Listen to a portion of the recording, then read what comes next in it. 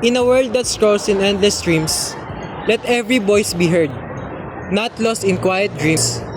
Behind each post, a story lives. A heart that hopes, a hand that gives. But some are silenced, pushed aside, hidden by systems where biases hide. So let us share with purpose and care. Lift the unheard, make justice fair. Use your platform to open the gate, where kindness rises and hate fades away. For when we speak for those denied, we turn the tide, we stand in pride. Equal chances, equal light. A future built on shared human rights. Let your words spark change anew. Because reducing inequality starts with you.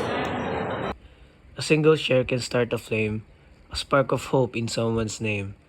Lift the stories left unseen, the struggles quiet, cold and lean. For justice grows where care begins, and change is found in small, brave wins. Online or off, let kindness lead.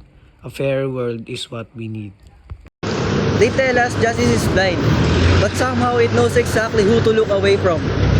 Courtrooms echo with stories that never get heard. Truth gets tangled in the holds of those who hold the power to silence it. Some children learn the sound of gunfire before they learn their own names. Some grow up knowing that safety is a privilege, not a right. Corruption eats through systems, like fire through dry wood.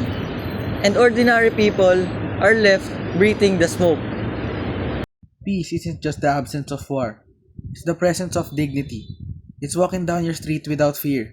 It's believing that the law protects you, not haunts you.